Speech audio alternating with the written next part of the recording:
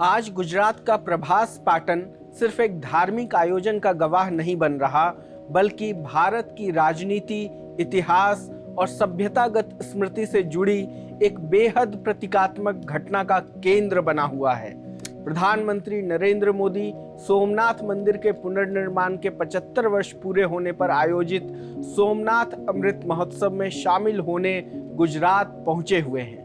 मंदिर में पहली बार वैदिक मंत्रों के बीच शिखर कुंभाभिषेक होगा। वायुसेना का एयर शो, हेलीकॉप्टर से पुष्प वर्षा, स्मारक सिक्का और डाक टिकट, पूरा आयोजन सिर्फ धार्मिक नहीं बल्कि राष्ट्रीय महत्व के कार्यक्रम की तरह तैयार किया गया है। लेकिन इस आयोजन की सबसे दिलचस्प बात सिर्फ इसका भव्य स्वरूप नहीं है। असली सवाल यह है कि जिस सोमनाथ मंदिर को लेकर कभी भारत की सत्ता के भीतर ही तीखा वैचारिक संघर्ष हुआ था, आज वही सोमनाथ भारतीय राजनीति के केंद्र में क्यों दिखाई दे रहा है? क्योंकि सोमनाथ सिर्फ एक मंदिर नहीं है, यह आजाद भारत की पहली बड़ी वैचारिक लड़ाई का प्रतीक है।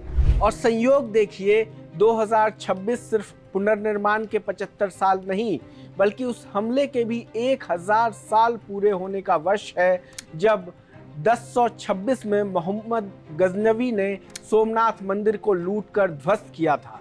यानी इतिहास का 1000 साल पुराना घाव और आज़ाद भारत की 75 साल पुरानी बहस, दोनों आज फिर एक साथ चर्चा में है।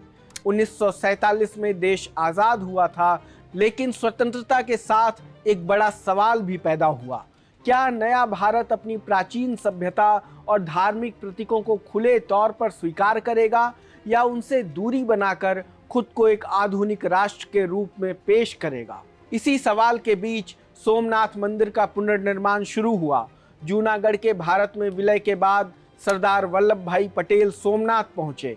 मंदिर के टूटे हुए अवशेष देखकर उन्होंने वहीं इसके पुनर्निर्माण का संकल्प लिया। उनके लिए यह सिर्फ मंदिर निर्माण नहीं था, यह उस ऐतिहासिक अपमान के खिलाफ प्रतीकात्मक जवाब था जिसे भारत सदियों से अपने भीतर ढो रहा था। महात्मा गांधी ने भी इस विचार का समर्थन किया, लेकिन साफ कहा कि मंदिर सरकारी पैसे से नहीं बनेगा, जनता इसका निर्माण करेगी। देश भर से चंदा आया और पुनर्निर्माण का काम शुरू हुआ। इसके बाद पुनरुद्धार समिति गठित हुई और सरदार पटेल अपने विश्वस्त सहयोगी तत्कालीन खाद्य एवं कृषि मंत्री कन्हैया लाल मनिकलाल मुंशी को उसका अध्यक्ष बनाया। मुंशी केवल राजनेता ही नहीं, बल्कि साहित्यकार, संस्कृति प्रेमी और भारतीय इतिहास बोध के प्रबल समर्थक थे। उन्होंने सोमनाथ पुनर्निर्माण कार्यक्रम को राष्ट्रीय सम्मान से जोड़ दिया। मुंशी मानते थे कि अगर कोई राष्ट्र अपनी टूटी हुई सांस्कृतिक स्मृतियों को फिर से खड़ा नहीं कर सकता, तो उसका आत्मविश्वास भी अधूरा रह जाएगा। लेकिन जैसे जैसे मंदिर बनकर तैयार होने लगा, दिल्ली में बेचैनी बढ़ने लगी। इस बीच गांधी की हत्या हो चुकी थी, फिर सरदार पटेल भी नहीं रहे। अब केंद्र में जवाहरलाल नेहरू की सोच निर्णायक रूप से प्रभावी थी। नेहरू आधुनिक, वैज्ञानिक और सेक्युलर भारत की छवि को लेकर बेहद सजग थे। उन्हें डर था कि अगर सरकार से जुड़े बड़े चेहरे मंदिर निर्माण और प्राण प्रतिष्ठा में खुलकर शामिल होंगे, तो दुनिया भारत को धार्मिक राष्ट्र के रूप में देखने लगेगी। यहीं से शुरू हुई आज़ाद भारत की पहली बड़ी वैचारिक टक्कर। एक तरफ नेहरू थे, जो धर्मनिरपेक्षता को राज्य और धर्म के बीच दूरी के रूप में देखते थे।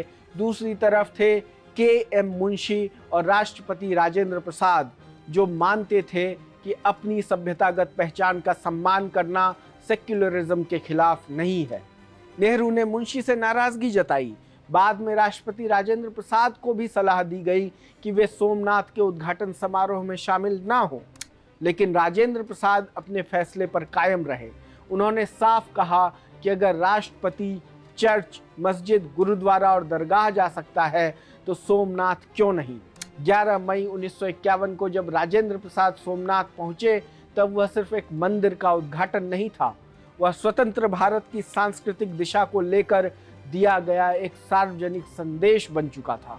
अपने भाषण में राजेंद्र प्रसाद ने कहा था कि यह मंदिर बार बार टूटकर इसलिए खड़ा होता रहा क्योंकि लोगों की आस्था को कोई शक्ति नष्ट नहीं कर सकती। दिलचस्प बात यह है कि उस दौर में इतने बड़े मतभेदों के बावजूद लोकतांत्रिक मर्यादाएं बनी रही। नेहरू असहमत थे, लेकिन उन्होंने राष्ट्रपति को रोका नहीं। मुंशी ने विरोध किया, लेकिन उन्हें मंत्रिमंडल से हटाया नहीं गया। आज जब हर वैचारिक असहमति तुरंत राजनीतिक युद्ध में बदल जाती है, तब 1951 का यह अध्याय भारतीय लोकतंत्र के एक अलग दौर की याद दिलाता है।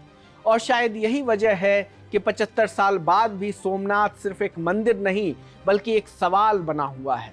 क्या भारत अपनी आधुनिक पहचान और अपनी सभ्यतागत जड़ों दोनों को एक साथ लेकर चल सकता है?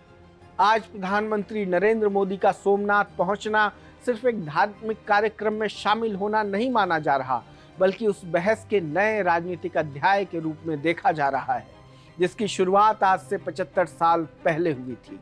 लोकमत हिंदी के इस रिपोर्ट में इतना ही। देश दुनिया की तमाम खबरों के लिए जुड़े रहें हमारे साथ। धन्यवाद।